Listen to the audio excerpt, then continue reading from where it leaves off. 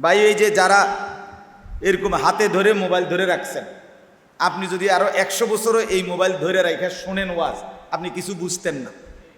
আমি এটা পরীক্ষিত লিখে দিলাম আপনারে, আমার সিল আছে, সিলও মেরে দেব প্রয়োজন ওই কাগজে। এই জন্য এটা নামান, নামান সুন্দরভাবে বললাম, না ধমক দেবো। এখন ধমক দিলে এরপরে নামাবে না। এই যে এই ভাই, উনি বাংলা বুঝছিলেন কিছু?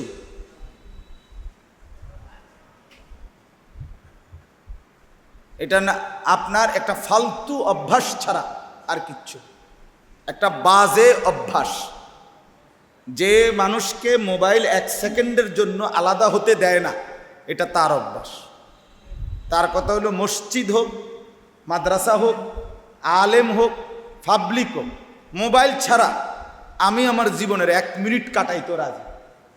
এবারে টয়লেট হোক আর বাথরুম হোক, ঘর হোক আর বাহির হোক, হালাত এটা। এটা একটা নেশা, এটা একটা সম্মোহন, এটা একটা মোহ। হ্যাঁ, আমার কথা শক্ত হইলেও মাফ করে দিবে, এটা বাস্তবতা। অসংখ্য মানুষের জিন্দিগি অক্টোপাসের মতো আষ্টে পৃষ্ঠে বাইধা ফেলছে এই মোবাইল। অসংখ্য যুবক শুধু এই মোবাইলের আসক্তি থেকে বের হইতে পারছে না বলে জীবনটা তছনছ হয়ে গেছে।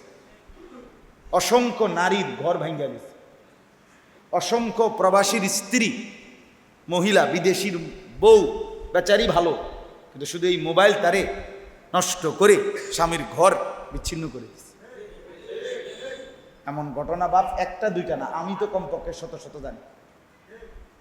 আমাদের কাছে তো দোয়া চায়, কখনো মা দোয়া চায়, কখনো বাবা দোয়া চায়, কখনো স্বামী দোয়া চায়। কি কারণে নষ্ট হয়ে গেল? ছেলেটা বরবাদ, মেয়েটা বরবাদ, মহিলাটা পরকীয়ায় আসক্ত, স্বামী বেচারা আহা বিদেশের জমিনে বেচারা রক্ত পানি করা টাকা, তার ঘাম ঝরানো টাকা। আমি এই বছরও রমজান মাসে উমরায় ছিলাম সৌদি আরবে, তো মক্কায় অনেকের হোটেলে গেছি, অনেকে যেখানে থাকে প্রবাসীরা, ওদের দাওয়াতে গেছি, দেখতে গেছি। ছোট্ট ছোট্ট রুমে 16 জন 12 জন একসাথে থাকে, কি গরম এর ভিতরে থাকে, কেউ চকিতে, কেউ নিচে, কোনো রকম মানবেতর জিন্দিগি। এত কষ্টে থাকেন কেন? উত্তর একটাই, হুজুর যাটুকুই আয় হয় কলজার মধ্যে বাইন্দা কষ্ট করে নিজেরা না খাইয়া না দেয়া বাইক ফাড়ায়, বাড়িতে বউ বাচ্চার জন্য পাঠায়। এই কসবার এক ছেলে আমারে জড়ায়া ধরে বলছিল, এইবার এই রমজান মক্কা শরীফ, কয় হুজুর আমি আজ 8 বছর বিদেশ করি, এই 8 বছরে কোনোদিন একজন ভালো ডাক্তার এই বিদেশে অসুস্থতার কারণে কোনোদিন দেখাইনি। কারণ একজন ডাক্তার দেখাইলেই ওষুধপত্র মিলাইয়া 15-20 হাজার টাকা খরচ হয়ে যাবে। আমি যদি এই টাকাটা খরচ করে ফেলি বাড়িতে পাঠাবো কেন? এই জন্য একটা ট্যাবলেট ব্যথা বেদনার খাইয়া ফিরে থাকি, আর বাকি টাকাটা কষ্ট করে সব জমায়া বাড়িতে পাঠাই। ছেলেটা আমারে বলছে, হুজুর আমি 8 বছরের জীবনে ব্যক্তিগত সুখ কাকে বলে, আনন্দ, এটা আমি দেখি নাই কোন। সবটাই কি পরিবারের জন্য, ফিকির একটাই, বাড়িতে মা, ভাই, বোন, স্ত্রী, সন্তান, ওরা ভালো থাকো। সেই কষ্টের মেহনতের টাকা আজকে স্ত্রী বাজারে বাজারে, মোবাইলে, ছেলেটা মোবাইলে শেষ করে দিচ্ছে।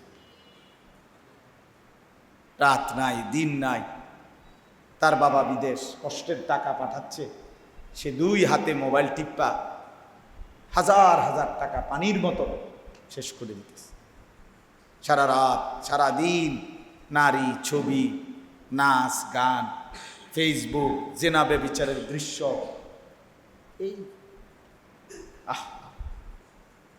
ভবিষ্যৎ কোথায়? আখেরাত কোথায়? গন্তব্য কোথায়? কোত্থেকে আসছে? কেন আসছে? কে পাঠাইলো? কি করা উচিত ছিল? কেন আসলাম? কি করছি? কিচ্ছু জানে, কিছুই জানে। চুল আশ্রাইছে একবার, এটার ছবি উঠাইছে নলে 50। হাফ প্যান্ট একটা ফিনছে, মনে করেন এটারে নিজেই একবার বেগ পাগলের মতো একবার নিজে কাইতুইয়া উঠায়, একবার নিজের চিতুইয়া উঠায়। তুই তো একটা প্রতিবন্ধী পাগল, যে না নিজে নিজে লড়ো, নিজে নিজে মাথা লাড়ো, নিজে হাসো, তো এটা প্রতিবন্ধী না? কথা বলেন না? এ তো প্রতিবন্ধী, এ তো মানসিক সমস্যা। আল্লাহ আমাদেরকে মাফ করে দেন। এজন্য বাপ, আপনি হয়তো বলবেন হ্যাঁ ঠিক আছে হুজুর ওয়াজে উঠাইতেছিলাম, কিন্তু আমি বলছি এই সরাসরি এটা ধরে রাখলে দিলে বসে না কথা। ওনারা তো স্ট্যান্ড লাগায়, কথা বুঝছেন কিন্তু হাতে ধরে রাখলে হুজুর আসছেন, হুজুরের জন্য চেয়ার দেন, এটা দেন এনে বই আরাম হতো না।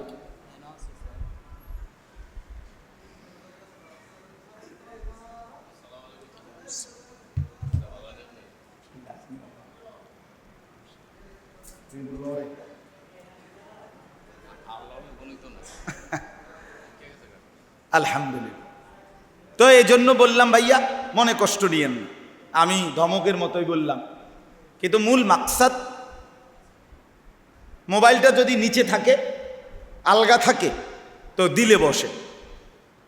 শক্ত কথাই হোক কিন্তু ধাক্কা লাগে দিল, বিবেকের একটা দংশন, অনুভূতি জাগে, বিবেকের মধ্যে একটা অনুশোচনা আসে যে হায় কি করছি, কি করা উচিত। কারো দিল যদি একটু নড়ে ওঠে, বিবেক যদি নড়ে ওঠে, তো আল্লাহ চাইতো তার পরিবর্তনের তৌফিক হয়, পরিবর্তনের সুযোগ হয়। আল্লাহ তাআলা অপেক্ষায় থাকে। নবী সাল্লাল্লাহু আলাইহি সাল্লাম বলছেন, বান্দা যদি 1 বিগত আসে তো আল্লাহ তাআলা 1 হাত আগায় আসে। বান্দা যদি 1 হাত আগায় আসে তো রব্বুল আলামিন তার রহমত মাগফিরাত নিয়ে 2 হাত আগায় আসে। আল্লাহ তাআলা নিজে বলছে হাদিসে কুদসিতে, বান্দা তুমি যদি আমার কাছে হাঁটতে হাঁটতে আসো, আমি রহমত আর মাগফিরাত নিয়ে দৌড়তে দৌড়তে আসবো। আতাইতুকা হারওয়ালা, আমি তোমার কাছে দৌড়তে দৌড়তে আসবো। এজন্য আল্লাহ তাআলা অপেক্ষায় থাকে বান্দা কখন আল্লাহর দিকে ফিরবে, আল্লাহর দিকে ঝুঁকবে। আল্লাহর দিকে রওনা দিলেই, ফিরতে শুরু করলেই আল্লাহ তাআলা আগ বাইরা মায়া করে কোলে তুলে নেয়। ওয়াহদি ইলাইহি মান ইউনীব, কোরআনুল কারীমে আল্লাহ বলেন যে আল্লাহর দিকে ঝুঁকে আসে আল্লাহ তাকে হেদায়েত দিয়ে থাকে। আল্লাহর দিকে ঝুঁকতে হয়। এজন্য সবসময় তামাশা ভাবতে নাই জিন্দিগি, দয়া করে এটা ফিকির করবেন। মোবাইলটাকে শুধুই প্রয়োজনে ব্যবহার করে। নওজোয়ান ছেলেদেরকেও বলি, ভাইয়া সবাইকে অনুরোধ করছি, দোস্ত আমার, এটা শেষ পর্যন্ত ফকির বানায়া, শেষ পর্যন্ত অসহায়, শেষ পর্যন্ত পরিত্যক্ত একটা মানুষ, অসল একটা অপদার্থ মানুষ বানাইয়া শেষ করে দিই। আমি বল, আমরাও চিরা খাইয়া বড় হয়েছি না, ভাত খাইয়াই বড় হয়েছি। দুনিয়া খোঁজ খবর আমরাও রাখি। কত লক্ষ ছেলের জীবনে এখন আর কোনো উদ্দেশ্য নাই, লক্ষ্য নাই, টার্গেট নাই, কিচ্ছু জানে না, কি করবে কিছুই বোঝে না, কিছুই জানে না সে। এই মোবাইলটাকে পাগল মাতাল বানায় দিচ্ছে। কত মেয়ের জীবন, চরিত্র, ইজ্জত, সতীত্ব নষ্ট হয়ে গেছে সেই মোবাইলের আসক্তিতে। কোনো দুষ্ট কারো প্রেমে পড়ছে, সম্পর্কে জড়াইয়া জীবন, যৌবন, ইজ্জত শেষ শেষ। দুঃখে দুঃখে হয়তো এখন কাঁদে কিংবা মরে। এজন্য এটা গুরুত্বপূর্ণ।